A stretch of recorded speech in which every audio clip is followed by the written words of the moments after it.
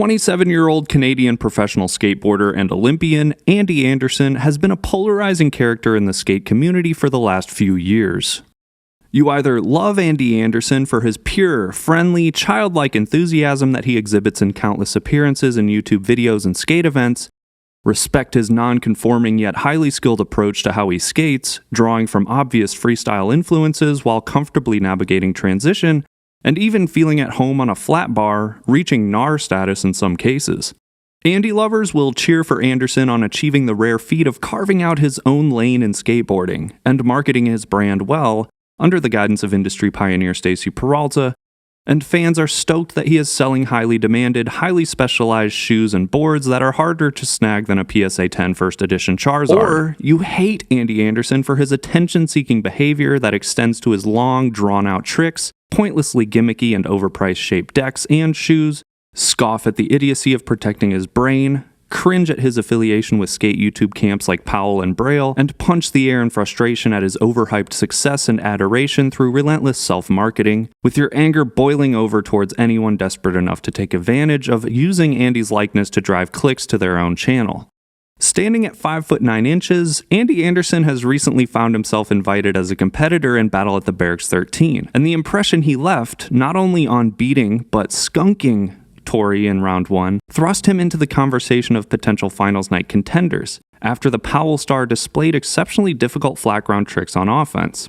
3 fortnights later, Andy's round 2 battle against Major Crew alum Nick Holt was discreetly uploaded outside of the Barracks' reliable 8 a.m. Pacific YouTube time slot. Was it an accidental click of a button by the Barracks YouTube team that made the Anderson vs. Holt battle go live in the middle of the night? Or was the video uploaded in the wee hours because the battle was not only the shortest round 2 match ever at 17 turns, with the trick's defensive difficulty averaging almost 10% easier than a typical game, making it arguably one of the worst battles, statistically speaking, in the history of the tournament.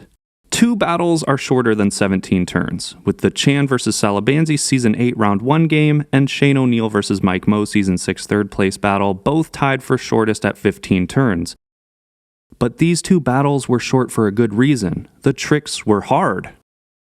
Andy missed a switch heel and nollie heel flip, 2 tricks on defense that are 84.5% and 86.8% defensively consistent on average, respectively. No one in the tournament's history has missed a switch heel and a nollie heel in the same match and went on to win that particular game.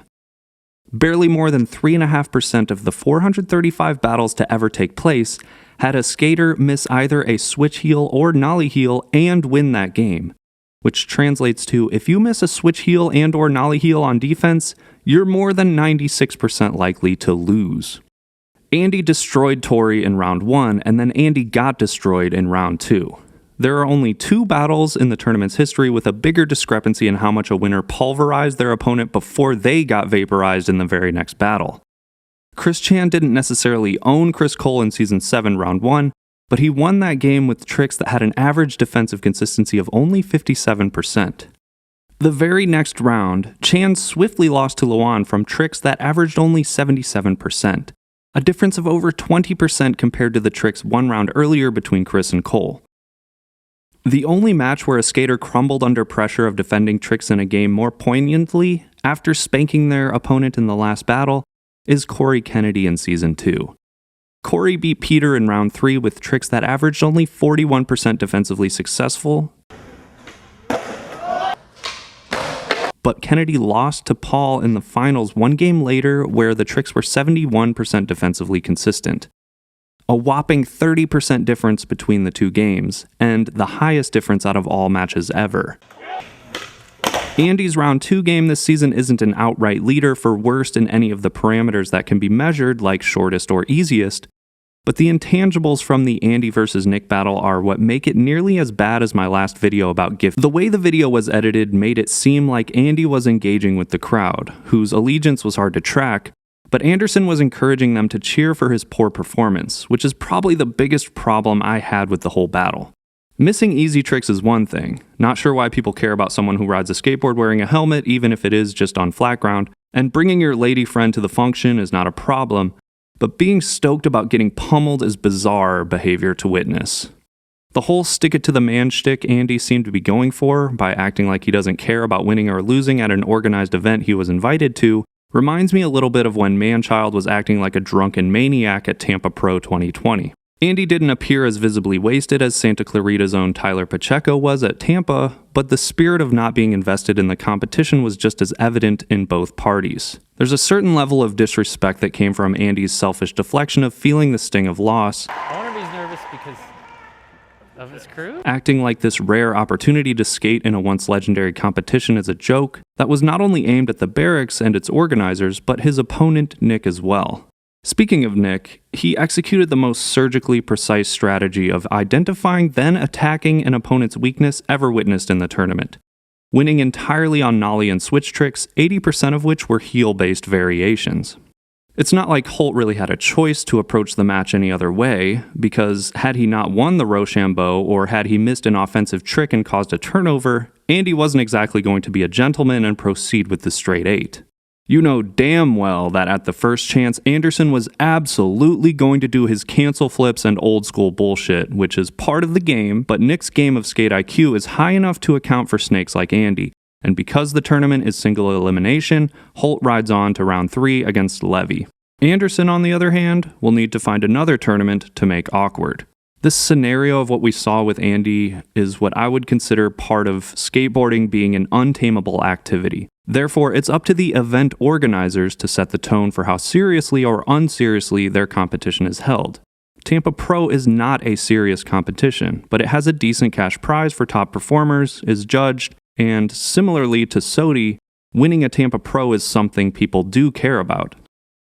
SLS is an overall serious competition, serious enough that the Olympics adopted their entire formula, but only a small fraction of the skate community as a whole are invested in the outcome of SLS and Olympic skateboarding contests, as are probably the skaters who are good enough to perform at that level, which is why Nyjah and Yuto are the only two skaters who win 9 times out of 10. Otherwise, we'd probably be seeing a yearly influx of new faces that are legitimately in contention for a shot at winning. Even if half of the 8.5+ million Americans who reportedly ride skateboards were interested enough to demand watching it competitively on TV, you'd think we'd see contest skating getting barely more than 500,000 views on Rumble for the men's Tokyo final, for example. Nyjah and Yuto bubbled to the top of the SLS ranks because they were both essentially glued to their boards their entire lives, and have talent, which makes SLS's big ask of throwing your carcass down a 12 set in front of a live audience less daunting for them than the average pro skater.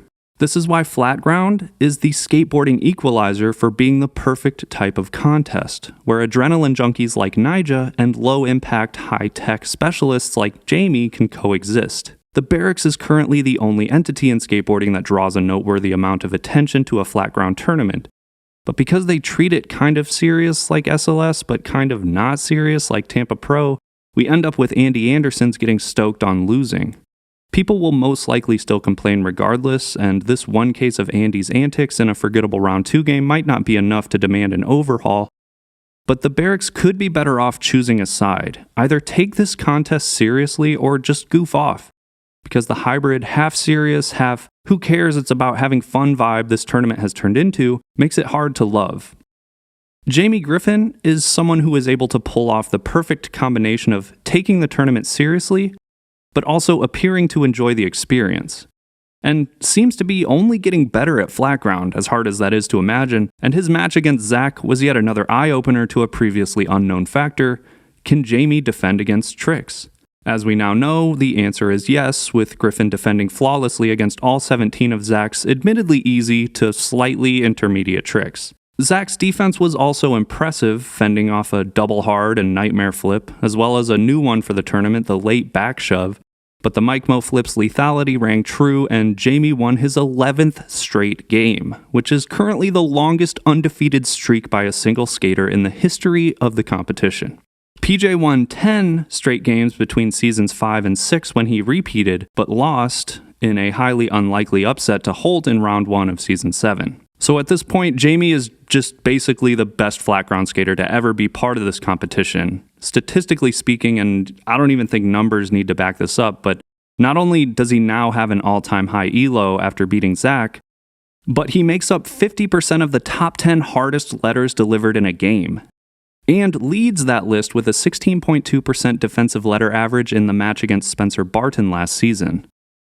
For reference to how hard that match was between Jamie and Spencer, the easiest letter in that T-to-T game was a 50% Merlin twist, and 4 out of the 9 letters were from tricks that have never been defended by anyone. With these latest developments, any confidence in predicting Tyler as the winner this year over Jamie grows weaker with each hard post on Griffin's Instagram. It's going to take some major behind-the-scenes scripting wizardry besides just a relatively easy path to finals night for Peterson, on behalf of Barry and Kara Uma, to overthrow Jamie in a game of skate at their warehouse, because no matter how much unfettered access Tyler has to hone his own skills at the Barracks, the classy Celtic kick flipper is calmly capturing critically competitive clips across the pond.